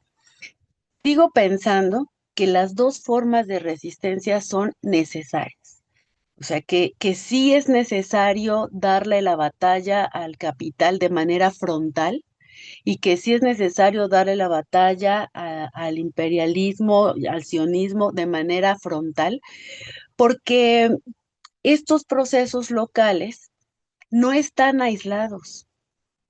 Y sí hay, incluso en esos espacios en donde se cree que hay más, que están más apartados del proceso civilizatorio de muerte de la modernidad, aún ahí está el capitalismo y aún ahí hay lucha de clases y aún ahí, aunque los procesos sean diferentes, aunque los polos económicos sean diferentes, y eso, bueno, yo sigo pensando que conceptos como desarrollo regional desigual y combinado siguen funcionando para explicar por qué en algunos lugares hay más desarrollo, aunque sea desarrollo capitalista, pues que en otros, eso lo sigue explicando, pero sí creo que se tiene que hacer una combinación de resistencias, o sea, que no hay una sola forma de lucha que haya que dar.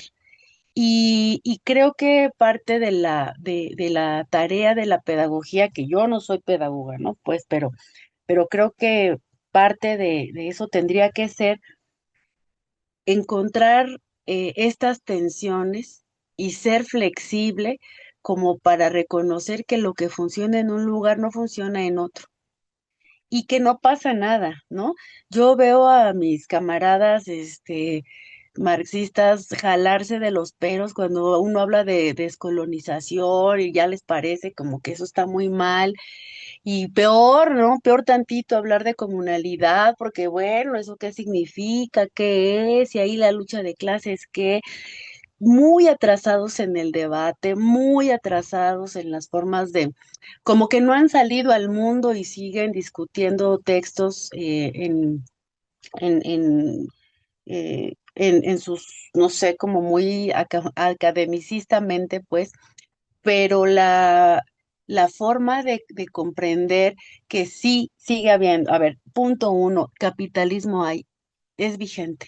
Que sea diferente, que no sea el capitalismo que vio Marx, como decía la filósofa hace rato, no significa que los planteamientos marxistas no sean vigentes. Sí son vigentes.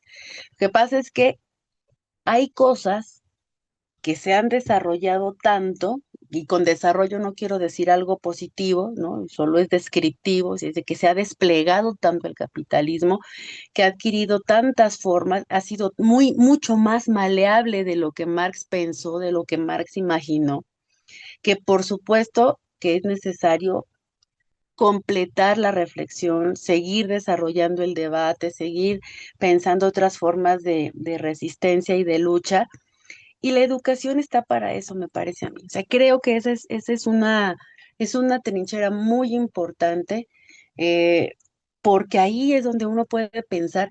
Yo, a partir de de estas asignaturas que les digo que me parecían muy raras, siento que a mí este ejercicio de la comunalidad me ha mejorado como persona, como que me ha quitado muchas telarañas, me ha quitado el miedo a pensar no marxistamente, pero sin abandonar esta convicción porque creo que sigue vigente, pero aquí hay otras formas y que hay muchos espacios de construcción en donde lo que funciona es algo pues que a muchos les puede parecer atrasado, pero yo creo que es la salvación de la civilización, ¿no? Que son, por ejemplo, cosas tan básicas como recuperar la tecnología de la milpa, que, Dios mío, es que es impresionante el modo en el que es una tecnología de sobrevivencia ancestral que cuando uno lo ve, que lo que comemos, cómo lo comemos, cómo se produce, es un crimen, de verdad es un crimen la manera en la que vivimos. No tendríamos por qué acostumbrarnos a vivir así. Y yo ahora he visto otros espacios, otras formas de construir, y ahí también se educa, y eso también es pedagogía.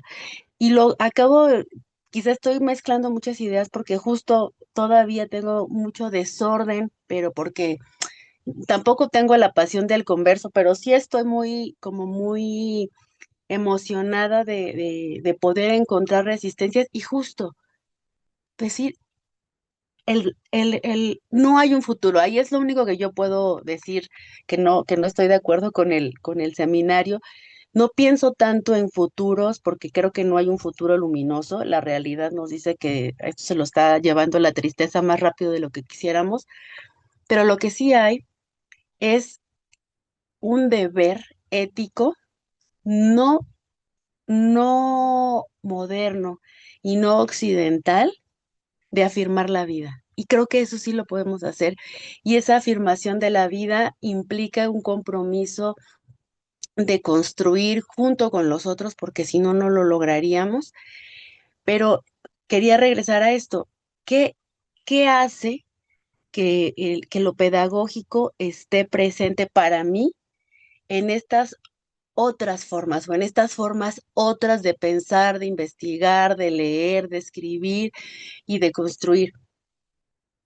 Ver cómo históricamente se ha transmitido el saber y cómo se ha transmitido, cómo se han construido los conocimientos y los saberes, porque cuando uno dice conocimientos propios y recuperación de eso, no es lo que ya está estudiado, es lo que está comprobado y que todo lo que ya pasó es lo que hay que seguir recuperando y como algo importante de la educación propia. No, es la forma de estar en el mundo, la forma de entender el mundo, la forma de asumir y de transformar la realidad y los pueblos lo han hecho. No es estático, no es esta idea de regresar al buen salvaje de Rousseau, no es la idea de vivir así, este, sin, como apartados, ¿no? Como menonitas, tampoco nadie, y bueno, los menonitas tendrán sus propias formas y sus propios problemas, pero, y con esto termino, ¿cómo se ha aprendido y cómo se ha dado cuenta, cómo se han dado cuenta los pueblos cuando tienen un problema y cómo lo han resuelto? Hice una entrevista a Octavio, es un maestro de educación indígena de los valles centrales de Oaxaca, que es el maestro mezcalero que destila el mezcal que yo vendo. Entonces le hice una entrevista y le preguntaba, ¿qué significa para ti ser mezcalero? ¿Qué sería qué sería de ti si no fueras maestro en escuela y maestro mezcalero? Y me contestó, sería un migrante porque aquí no hay mucho que hacer, en fin, cosas. Pero luego le pregunté cómo había aprendido a hacer mezcal. Y entonces me dijo, no, bueno, es que ahora que lo pienso, yo no lo estudié. Aprender a hacer mezcal no es como ir a la escuela, no va por semestres, no va por módulos.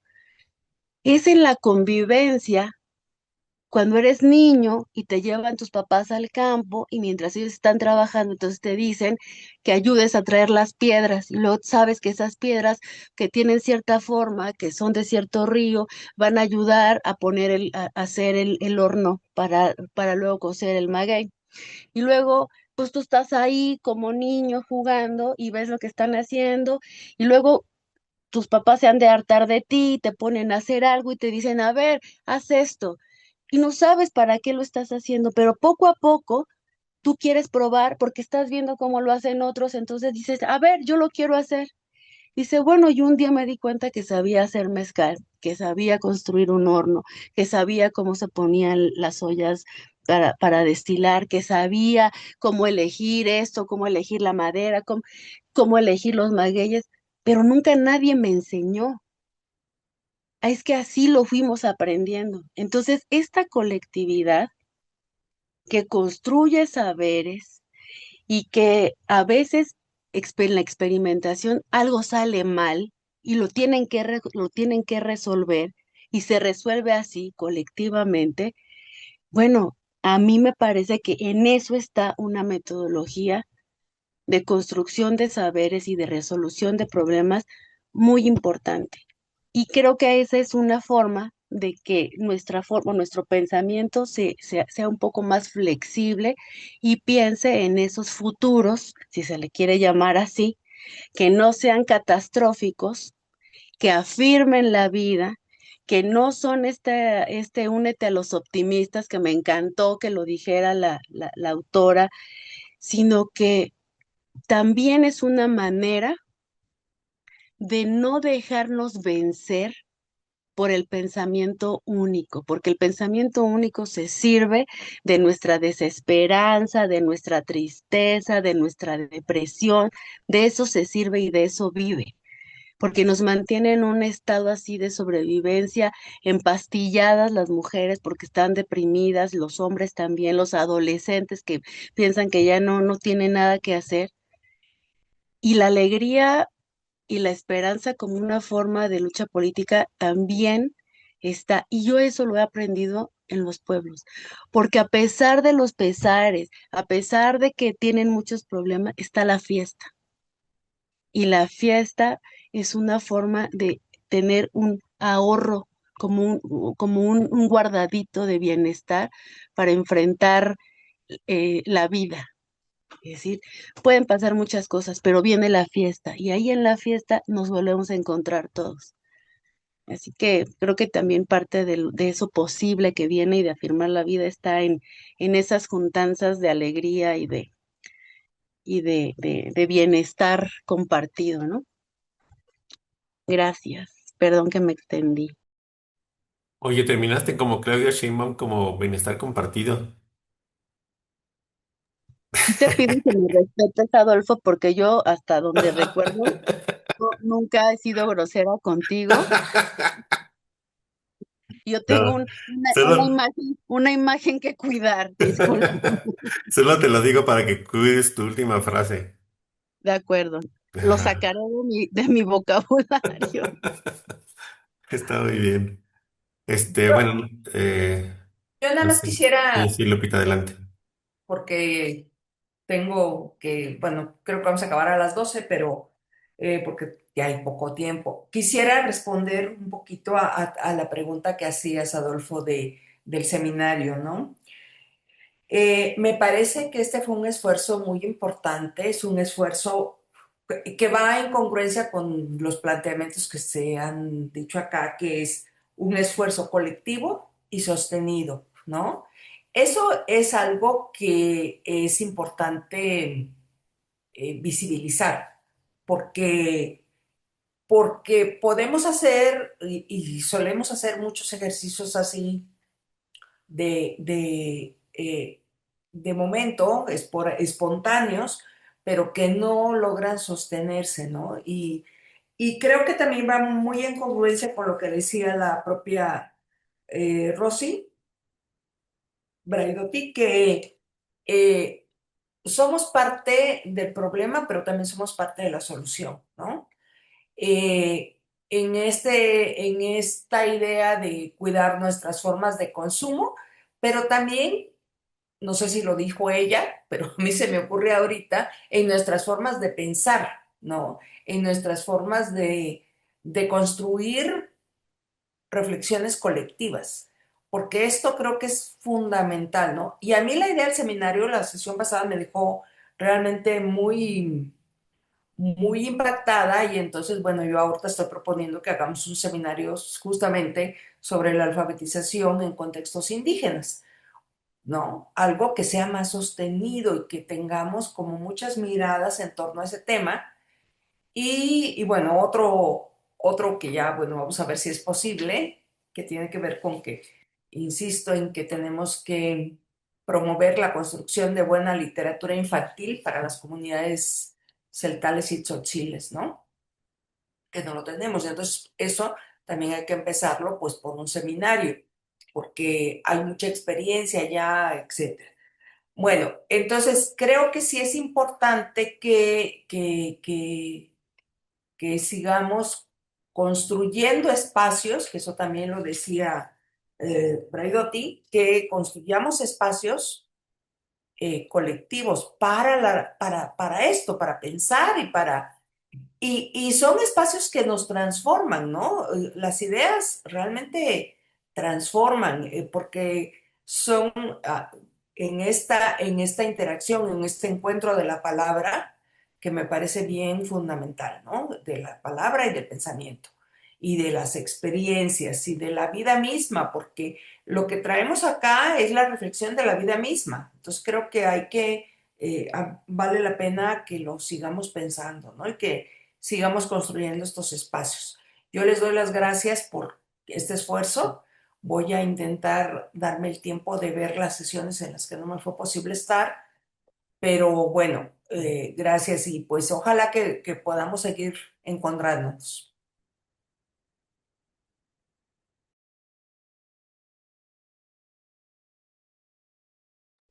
Estás silenciado. Micro. Sí, sí, muchas gracias, Lupita, Tere. No, pues es que da para muchísimo esto de estas ideas. Solo que quería compartirles muy rápidamente, a ver si pueden ver este, li- esta portada de ese libro que se llama ¿Por qué el capitalismo puede soñar y nosotros no? Bueno, ese lo escribió un maestro mío. pero también me dio esta idea del seminario del futuro, porque decía, ¿por qué Y empieza ese libro diciendo que sí, los Silicon Valley y todo eso, imaginan transformar el mundo así cañón, ¿no? Como la guerra. Te lo voy a mandar, Tere. Como la guerra, que sí, que sueñan. Pues que va a haber un mundo así, así, así, y lo hacen. ¿Y por qué nosotros no? Entonces, esa es la fuente de este seminario del futuro. ¿Por qué nosotros no podemos soñar? ¿Por qué no podemos pensar, así como dice Tere, en lo chiquito, en lo grande, en lo diverso, en lo tradicional, en la fiesta? ¿Por qué todo eso no puede formar parte de un sueño, este, sobre una historia distinta, ¿no? Solo eso quería decir.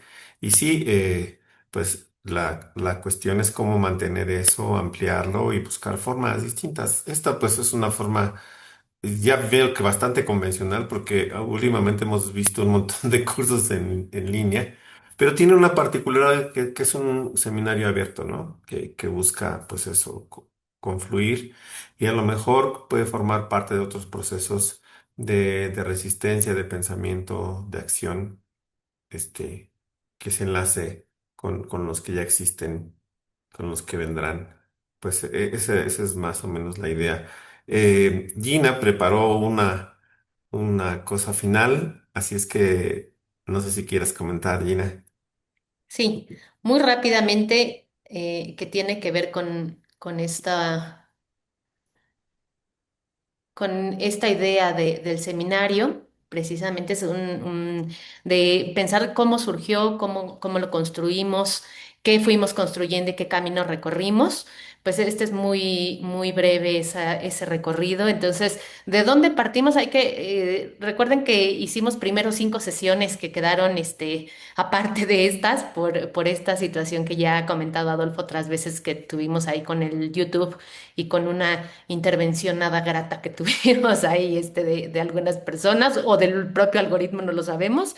Pero bueno, tuvimos esas primeras 5 sesiones, en donde reflexionamos acerca de la guerra, de pensar después de Gaza, que tuvimos este acercamiento también a la campaña de alfabetización en Cuba a partir de un testimonio de Silvio Rodríguez, también que fue muy enriquecedora, de Daniel Morales también, y su legado, y esa última sesión que fue la catastrófica en ese momento, que fue con las ideas y la narrativa de Rebeca Solnit sobre lo que nos hace humanos. Y esta primera parte, a lo mejor lo pensaba ahora que construía este recorrido, este trayecto del seminario, que estábamos poniendo como esa, no porque necesariamente se haya pensado en todo este trayecto completo desde un inicio, sino que fue poner un poco esta idea de que el horror, esta catástrofe, este contexto catastrófico que estamos viviendo actualmente, pues nos interpela. Y cómo, a partir de esta realidad, cómo poder encontrar esos caminos, y cada una de las reflexiones que íbamos haciendo de las ideas de Franco Berardi, lo que vimos con Silvio Rodríguez, el legado de Daniel Morales, de Rebeca Solnit, nos iban dejando como trazando estas líneas que podemos recuperar o que podemos pensar para trazar esos caminos, esas líneas. Y a partir de la sesión 6 que aparece aquí, pues ya son estas sesiones que empezamos a construir aquí en el Zoom, con una forma un poco más cuidada, a lo mejor para evitar estas intervenciones no deseadas y poder realmente tener este espacio o mantener este espacio de diálogo. Y cómo fuimos avanzando con las ideas, por ejemplo, de Suter, de las juventudes, que están interpelando también el presente, y que representan, o sea, que no necesariamente representan el futuro, sino que también están interpelando el presente, con esta idea de los videojuegos, de los mundos virtuales también, que podemos aprender de los mundos digitales. Entonces, no solamente el cómo, sino qué y para qué, ¿no? También que estuvimos ahí platicando con un par de jóvenes muy entusiastas que ahorita vamos a mencionar también. Avanzamos hacia esta idea. Recordemos que están organizadas las sesiones en bloques de tres. Entonces, este primer bloque cerró con este libro también de Franco Berardi de Escuelas, Héroes y Jóvenes Desesperados, donde hablábamos también de la desesperación juvenil, de los grupos incel, por qué todo esto también es un problema pedagógico. Escuchábamos también testimonios de algunos chicas sobre todo, pero también un joven que nos dio su testimonio y cuatro jóvenes, también cuatro adolescentes, mujeres que nos dieron desde los 11 hasta los 19 años que nos fueron dando algunos testimonios. Después pasamos a otro bloque de tres, donde analizábamos esta idea del Frankenstein en la pedagogía y el mito de la creación, con las ideas de Philippe Merieux, de educar no es fabricar personas, sino acompañar libertades. De ahí hacia las ideas de Catherine Malabou, de la inteligencia ya no pertenece únicamente a los seres humanos, también cuando hablábamos de docencia, inteligencia artificial, el amor a las máquinas. Después nos fuimos hacia, aquí se fue una letra además, o ya inventé una nueva palabra, pero bueno, la indispensable y riesgosa profesión docente también. Que aquí tuvimos la participación de algunas docentes que estaban también como parte de nuestras participantes. Después entramos a esta reflexión sobre cómo conversar con un fascista acerca de nuestra educación autoritaria, también a partir de las ideas de Marcia Tiburi, cómo la democracia comienza aprendiendo a conversar con quien piensa distinto. Y también aquí tuvimos una visión desde la escuela, también con alguna colega que estuvo participando con nosotros. Después, la educación y la guerra contra las mujeres a partir de las ideas de Rita Segato, y cómo veíamos cómo la educación puede reproducir también la crueldad y por lo tanto también tiene la posibilidad de interrumpirla, de combatirla. Luego el defender en las escuelas el derecho a la paz mundial, también con algunas ideas también Adolfo hizo aquí un recorrido desde las ideas de Kant, de Einstein, de Freud, con estas cartas también sobre la paz y cómo la paz también necesita ser aprendida. Después entramos al penúltimo bloque donde hablábamos del buen vivir también y de nuestra relación con la naturaleza y entonces tuvimos la participación también del maestro Antonio Paoli y su pedagogía del buen vivir, que nos habló sobre el Ekil Kush Lejal y cómo aprender a vivir bien significa también aprender a vivir con otros y otras y esta idea de la reciprocidad y de la gratitud. Luego los futuros ancestrales y la idea de inutilidad de la vida a partir de las ideas de Ailton Krenak o de esta comunidad Krenak, como no habitamos la Tierra, sino somos parte de este planeta, somos una de tantas especies que habita la Tierra y por lo tanto no podemos o no debiéramos pensar o pensarnos como el centro de la vida, sino como parte de este planeta.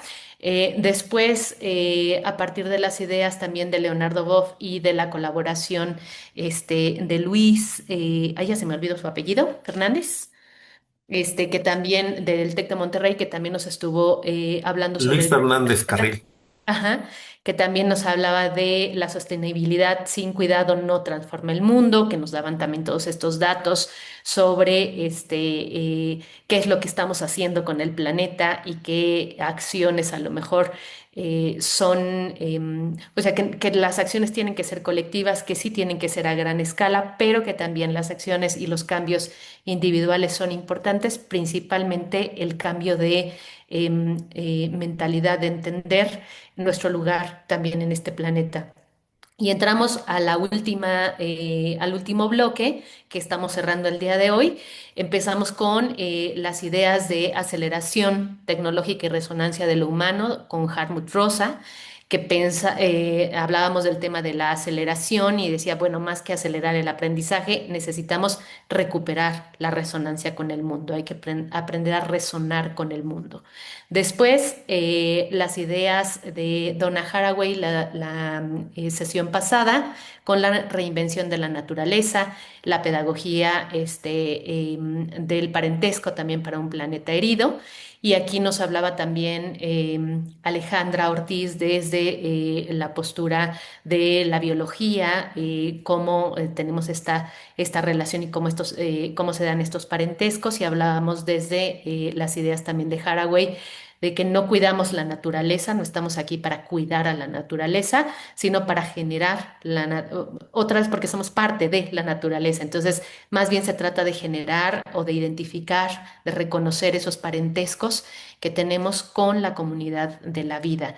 Y hoy que estamos cerrando con hacia una pedagogía de la metamorfosis, con estas ideas de Rosy Braidotti, que nos recuerdan que la educación ya no forma individuos, ahora acompaña metamorfosis compartidas. Y esto todo este trayecto, entonces, pasar de ese contexto catastrófico en el que estamos para ir encontrando esos caminos, digo, si bien no hemos formado a lo largo de este seminario una pedagogía como tal, pues sí hemos identificado varios caminos, varias líneas que permiten construir nuevas pedagogías, nuevas formas también de educar en estos distintos futuros posibles, porque no hay uno, o sea, hay muchos futuros posibles, desde el más catastrófico, desde el más terrible hasta el más esperanzador. Y yo en lo particular sí sigo defendiendo, he defendido siempre y sigo defendiendo esta parte de la esperanza, de la ternura, de la sensibilidad, del sentipensar, de los cuidados, de la reciprocidad, la gratitud, del encuentro, y no como esas ideas ni romantizadas ni ingenuas. Siempre lo he dicho, pienso que todo esto tendría que ser una postura crítica, una postura política, una postura pedagógica, ética, identitaria, y que eso nos tendría que llevar, o eso nos lleva a pensar en esas estrategias, en esas pedagogías completas para que nos lleven a sostener la vida, a sostener los vínculos, a respetar esos ritmos de la naturaleza, esos ritmos también de aprendizaje de cada uno de los seres humanos, y de cada una de las distintas formas de vida, y aprender todos, de todos y todas de todas. Creo que eso sería muy importante. Y en este trayecto, en este camino, en este experimento del seminario, pues tuvimos la participación de muchas personas maravillosas que enriquecieron también estas sesiones. Entonces, espero no omitir a alguien, pero si omito a alguien, pues bueno, también nuestro agradecimiento para otras personas que también estuvieron con nosotros en alguna sesión por ahí también, que siempre esas participaciones, o por lo menos con estar, escuchar, acompañarnos, pues hicieron posible este seminario.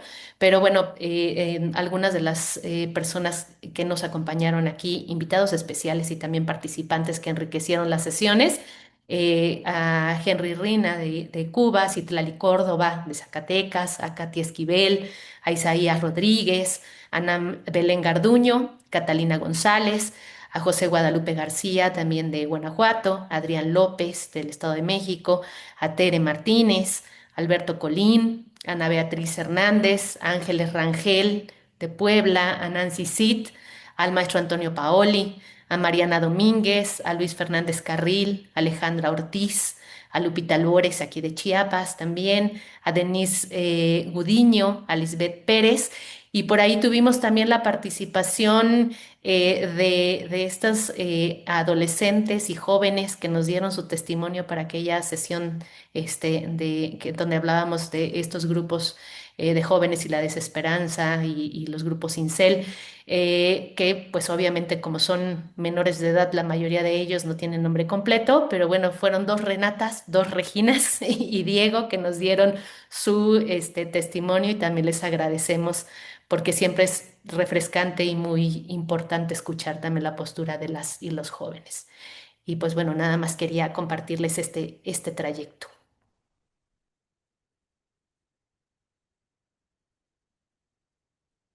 Muchas gracias Gina. Pues sí, hoy pues ya vamos a dar por cerrado este seminario. Tenemos pensado hacer uno. eh, Esta es la noticia que les queremos dar, porque teníamos una sesión 16 que la habíamos llamado así epílogo de la pedagógica a la estética, que era una sesión dedicada a Dussel, pero decidimos ya no hacerla, esa sesión de epílogo, y más bien que fuera el prólogo de un seminario que queremos hacer sobre pedagogía, arte y demás, arte, estética, no sabemos todavía cómo le vamos a decir, pero vamos a organizar unas sesiones. Ya estamos ahí pensando con cuáles colegas, pero para abordar el tema del pensamiento pedagógico, estético, artístico y lo que mucha gente creativa está haciendo y que también eso pensamos puede ser transformativo, ¿no? Sin dejar de tocar estos enfoques, políticos, éticos y demás críticos, pero sí irnos hacia allá, recuperar lo que se está haciendo en muchos lados desde el punto de vista de las artes y la estética. Entonces yo creo que nos vamos a tardar un ratito en organizarlo, pero a lo mejor para septiembre lo vamos a tener ya listo, ya les iremos diciendo. Pero todas las sesiones ya las tenemos en nuestra página, en una página de YouTube que logramos recuperar y que al ratito la voy a anunciar. También, como bien me dice Gina, tenemos que sacarla solamente del tema de Facebook y ver cómo podemos utilizar también estas posibilidades de las redes y de las tecnologías para tenerlos ahí más, con mejor difusión. Esta es la página. eh, Le pusimos así, creo que se llama, a ver, el canal. Se llama así, Reimaginar la Pedagogía. Tuvimos que cambiarle todo de nombre porque al principio estaba todo con mi nombre, pero ahora se llama así, Reimaginar la Pedagogía. Están todos los videos del seminario. Aquí están, bueno, excepto pero pues aquí ya están todos organizados. Están también unas cosas que hemos hecho, por ejemplo, está esta Lupita, estas conferencias que hicimos sobre lectura, la puse aquí, que está que son de tu canal, no de la página de Seforma. También pusimos unas participaciones de Gina que ha tenido, estuvo en la UNAM, en Canal 11, etcétera. Esas las pusimos también. Estas participaciones que yo he tenido, la última en TV UNAM, y también esas charlas que hice sobre la UNESCO, ¿no? Entonces, aquí estás, ha de estar tú, Lupita, seguramente en esta charla que hicimos. Acá estás, mira. Entonces, pues aquí está organizado parte de lo que hemos hecho. Yo creo que tú también lo tendrías que hacer, Lupita, porque has hecho mucho y organizar así tu página, tus recursos, todo creo que está muy bueno, incluyendo pues eso que tú hiciste de las conferencias de lectura, pues para compartir eso que hemos ido construyendo. Entonces, pues ahí está para todas, todos. Vamos a poner también las lecturas ahí a disponibilidad de quien las quiera consultar nuevamente y hacer nuestro nuevo seminario a ver qué tal nos va saliendo. Pero bueno, pues agradecerles, Tere, que tuviste en muchas sesiones con tus este, participaciones que son muy, muy, muy importantes. Yo creo que hay que volver a escucharte y pues para eso vamos a tener ahí los videos, a Lupita, que siempre pues, nos aterriza, nos contextualiza, Gina, que pues hicimos esto juntos, hicimos eh, todas las cosas que nos hemos ido imaginando y platicando, y pues seguiremos haciendo más cosas. Así es que muchas gracias a todas y todos, y pues nos seguiremos viendo. Gracias y pues estamos en comunicación. Un abrazo para todos. Gracias. Muchísimas gracias. Hasta Abrazo. Hasta luego. pronto. Chao, chao. Gracias, Gracias, que estén Tere. muy bien. Nos Bye. encontramos después. Hasta luego. Bye.